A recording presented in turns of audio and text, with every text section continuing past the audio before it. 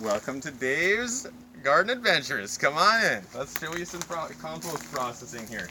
So I have my friend Dave on the camera with me here today. We're going to go over a little bit on the composting that I've done here at the house. Basically, we have four different bins.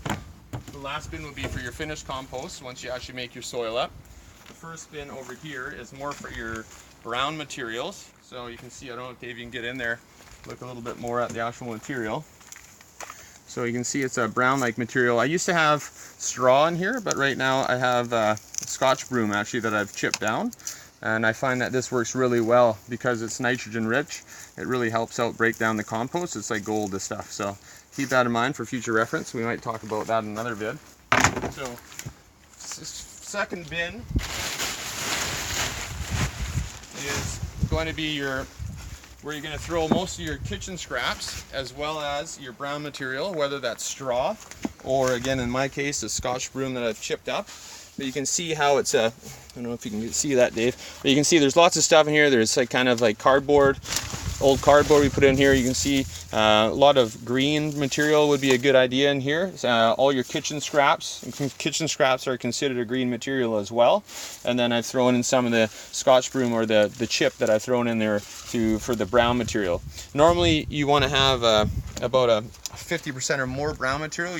Well, even higher than that actually. More brown material is better than green material. You don't want to have too much green material because it can get too hot and then you don't have the compost process working as well. You're basically just looking for your microorganisms to help break down all this compost and eventually turn into a rich soil. And normally you want to, if you really want to figure out if your compost is okay, you can kind of give it a smell, and it actually smells quite nice. It's like I don't know how to explain it. It's just smells like really good quality dirt. So if you start smelling it, smells off a little bit, then you might need to add something, and probably a little bit more on the brown material. Think of like we were talking about human composting earlier, but basically if you throw brown material onto human compost, then you can basically, or human waste I should say, you can stop the smell from happening. So a lot of those composting toilets, so you'll just throw lots of chipped up brown material in there and it'll prevent that smell from happening. So if you start smelling it, Brad, you probably just add a little bit more on the brown material and maybe a little less on the green material.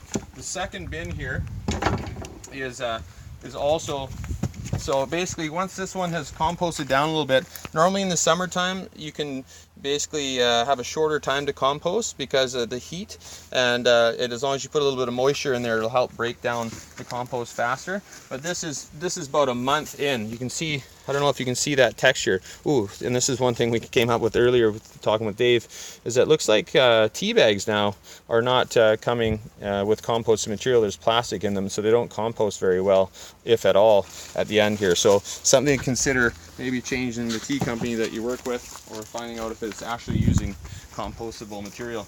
But anyways, back to the soil here. Or better yet, just use loose leaf tea. Or just use loose leaf tea, yeah, exactly, from a company like Harmonic Arts, or someone really good that does a really good job with their herbs. So if you look at this soil there, it's quite a bit more composted than the last. Again, there is a little bit more brown material in here that needs to be, so you can still have this composted down more. But sometimes I don't mind that brown material, depends where you're putting that.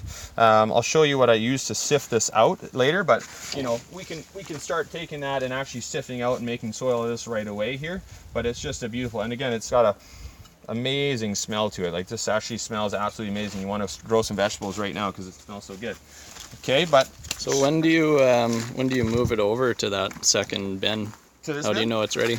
You know what, you just kind of gonna gauge it. Normally you just start looking at it and seeing that it's broke down a little bit more, and once you see it's broken down a little bit more, it looks a little darker, it's a little finer, then you can start just shoveling it over. But there is a couple of points in time where you'd actually want to use a pitchfork like this. Like, this is a handy tool, one of the handiest tools for the composting. Use a pitchfork and kind of just get in there and move it around a little bit. And once you start moving it around, again, you don't want to do this all the time, but it gives life to the compost bin and helps it break down a little better, and you just throw it on top like so.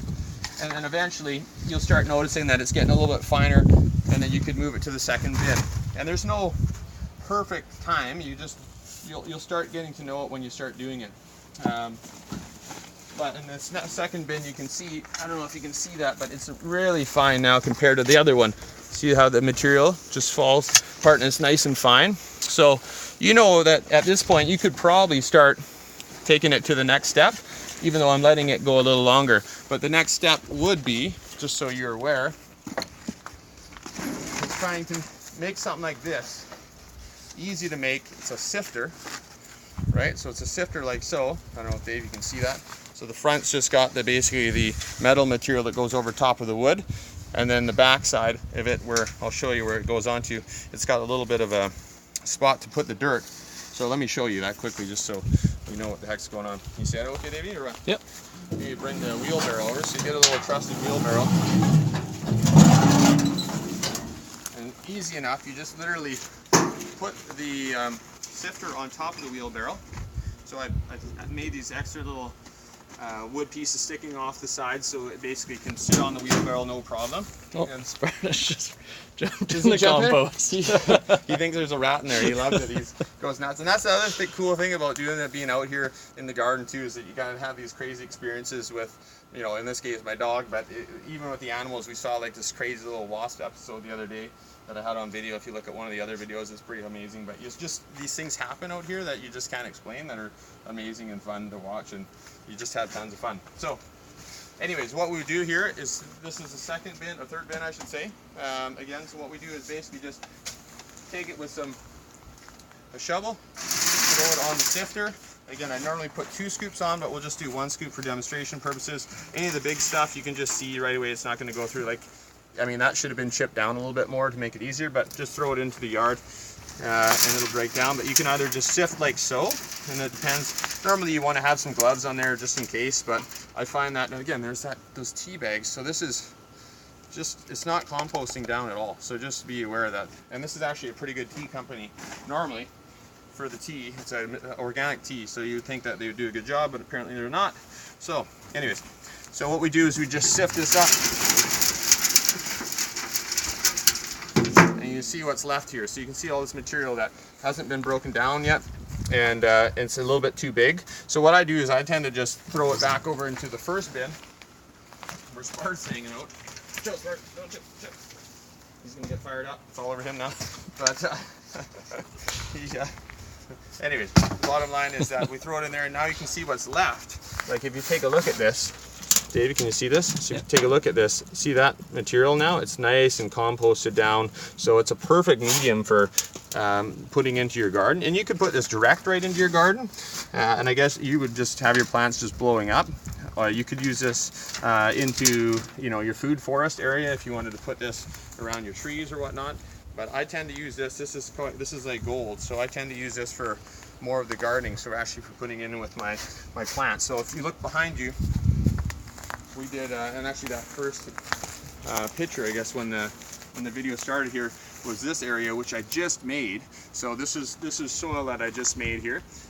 It was using the same process, this last part of the process, but I added a few materials in there. So particularly dolomite, and it was the second material was heck was the second material now? I can't think of it.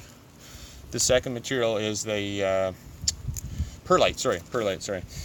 A little brain fart there, but yeah, perlite basically. So if you mix those into with your compost, you end up with this nice aerated material. And compost is pretty aerated as it is, so you don't probably need it, but just I find that it works a little better for plants, and then you don't get the compaction that you might get sometimes over time with your garden bed. So far we've been getting really good results with the actual plants as well. The growth, these look beautiful out here. So, and it's a nice and easy way to just make a new little garden bed fast.